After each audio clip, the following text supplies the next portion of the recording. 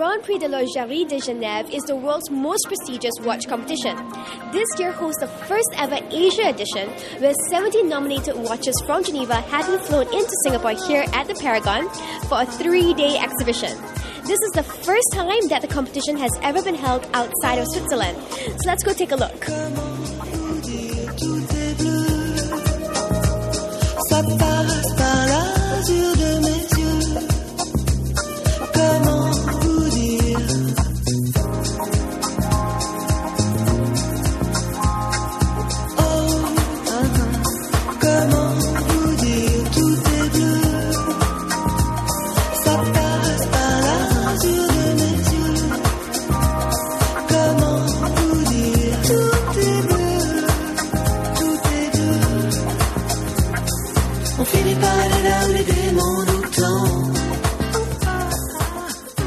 When it comes to choosing an exquisite watch collectors and enthusiasts know that there are many elements one needs to consider, from complication and design to accuracy to the type of materials used in making a timeless masterpiece. And fully understanding the history and make behind the watch for a growing number of watch enthusiasts is something of a lifelong passion. What do you look for in a watch? Probably the design, which is not exactly over-designed, meaning that it's a nice dial. It has the functions which, I use personally. And then, obviously, a great story behind the brand. A great story behind the brand. So what would be your favorite, or what would you recommend? Well, personally, I have a strong connection with the Patek Philippe as just, a brand I personally appreciate and, value. The one which I basically wear. But, Can we have a look at that? yeah, sure, it's a very nice watch, which was, probably very famous about 7-8 years ago, since its introduction in 1999, and, I kind of feel connected to that particular piece. So is watches something of sentimental value? It's a sentimental value and also basically a nice, probably the last jewelry piece which the man can afford, yeah? That's quite true. Design-wise, this one is very interesting because it has a new type of tourbillon built in, which has the gyro function as well. Mm-hmm. So it doesn't really see it every day in a watch. I didn't get that. A gyro function as well. Well, it means that it's currently having a gyroscopic cage, meaning that no matter which position your watch is, you can compensate for the Earth movements.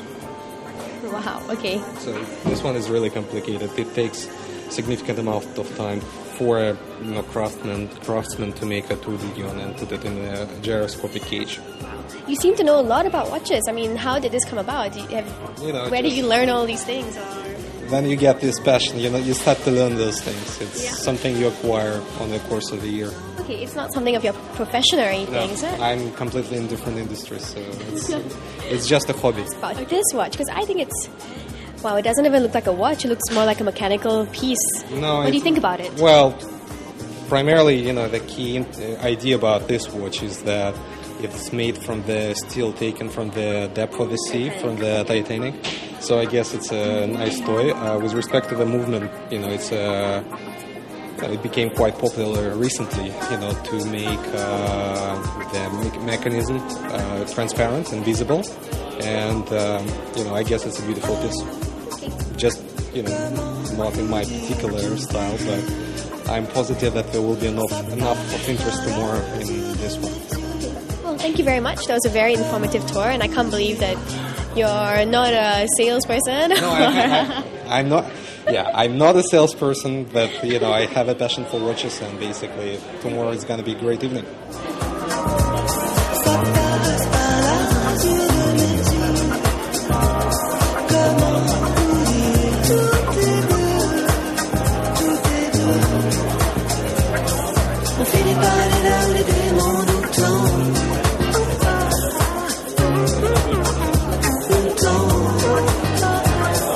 What makes a watch a timeless masterpiece? Well, actually, the function of a watch has transformed quite a lot since it was, when it was initially created, it was to chart time. It was used as a device that people navigated their lives by and so on. But today, it's completely different. Today, a watch is used totally as a self-expressive tool. You put a watch on your wrist, and it tells the world who you are. I have this on my wrist, and it shows that I have a slightly adventurous personality. I like to think, but it's just a watch that has no complication beyond the fact that it tells time in a poetic way, and I love that. It kind of reminds you that you should always consider life to be a joy. It's very beautiful words to describe a watch. Can you tell us about some of the watches that's on exhibition here? Yeah, Which ones have caught your eye? Well, let me show you. In fact, do you want to meet one or two of the CEOs of the watch brands? Sure. Okay. Let me introduce you to this gentleman, and he can show you his watch. Okay. Where do we? Yeah. Well, you have a few pieces where you have a tourbillon, but here one of the most exciting things is with this piece is that the tourbillon usually is horizontal. Yeah. Here we have put it on side, so it's a vertical tourbillon, and the actual cage of the tourbillon is outside. So you see the little tube here. So the device is not inside the watch but outside, right. And that makes a little difference. Okay, and you mentioned that a watch tells a person's personality. So what exactly would this one be saying about a person? In this case, you don't have a watch. It's like a machine. It's a different things. It's highly complex. It's not here to give the time. It's really here to show, to express yourself, to show your personality. Yeah. And I think this is definitely the case in that piece. Yes. Okay. And which one would be your favorite other than that? He's thinking of his own concord. That's not a good question. Okay, if you were to exclude your own watch, which watch? If I would exclude mine, which one would you vote for?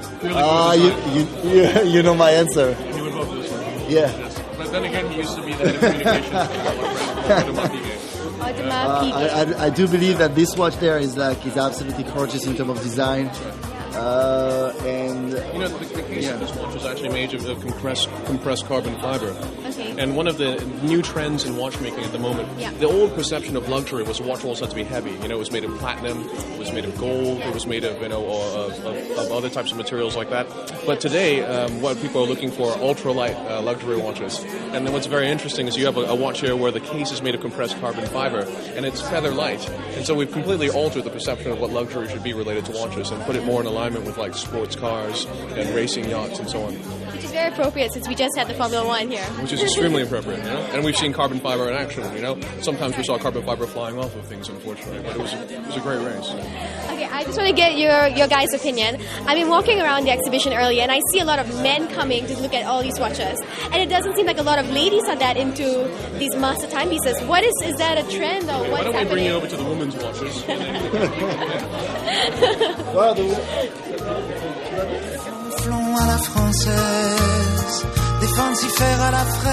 It's funny because there's not that many people convened around the ladies' watches. That's right. But okay, it's a growing field. It's a field that is also uniting beautiful, complicated watches with extraordinary design. But if you look, for example, this is a Boucheron watch, which has a magnificent gem setting, of this frog here. But what's interesting, if you look inside of it, the tourbillon, which is a mechanism that it's a cage that isolates all the regulating mechanisms of the watch, and it rotates once a minute to help compensate for the errors caused by gravity on a watch. Inside of that has been re-executed to have a floral motif as well. So if you see this is a perfect integration between technical watchmaking and also high jewelry and self-expression as well. How important is a watch to you? Does it represent you, or what is a watch to you? A watch for me, that represents my country. That's already something important for me. So it defines me as a man. And actually, I don't have a watch tonight. So I'm very sorry about that. But I think that usually defines someone pretty well. I think it means a lot of things emotionally and physically. Emotionally, it means the kind of sweat that goes into making the watch from the watchmaker, So that goes a lot of passion. And then in terms of physically, it's the pleasure you get from wearing the watch and looking at it every day. It's like having a beautiful woman in your watch, but she doesn't nag at you. No, that's a good way of describing a watch. Okay, yeah. Which one over here would be your favorite at this exhibition? It would be the Genève. Yeah. It's very man, like me. So for men, a watch is really more than just a device to tell the time. It's something of masculinity that represents who they are. But I wanted to find out what watches mean to us women.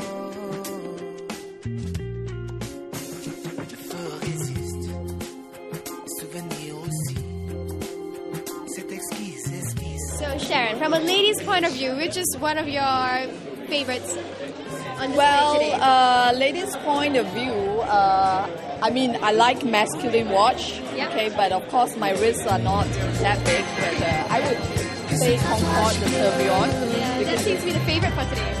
Yes, because it's very exciting. I mean, this is the first, outside tourbillon that you can find a watch outside of the case, which you can see at the side. How does it represent you? Or, for the men, it's something that represents that personality. It's something of masculinity that they have to have. What is it to us women? I think it's the same. It sort of tell you about your character. So you want to wear something that you feel very comfortable in, something that will represent you. If you are, like for me now, I will never wear a small little watch, because I feel it's not something that's in trend for me. Yeah, and I'm a lot, more bolden with the watch. So I like to wear bigger watches. Yeah, and I guess it's a personal liking, and it represents a lot about us because we're always going for different functions, and we also have different outfits. So I think for a lady, it tells the time, but additionally, it is also something that sort of fit into our lifestyle, But the bad thing about a watch for our ladies is that you need to have more than just one, because we have so many different outfits to wear. Whereas, the guys, you just get this one watch which they can wear with any outfit, and that's all they need. Yes, that's right. Would you agree with that? Oh yes, I totally agree. Today, I believe nobody just owns one watch now, because there are so many different lifestyles that you enjoy. So a watch is like a chameleon. It's sort of, you can be for a day, it can be for evening, it can be for sports, it can be something luxurious. So I think a person doesn't have one watch anymore. Yeah. Can we have a look at what you're sporting on for today? And today I'm wearing a Milos. It's a mechanical watch. It's a tri-retrograde. So every 20 seconds it jumps. So it's quite different. wow, Yeah. you certainly know a lot about your watch. Yeah, thank I you. just know that mine tells the time, and that's about it. And today I think women are also into mechanical watches. Okay. So there are different kinds, Yeah. Yeah. Okay, well, thanks so much, Sharon.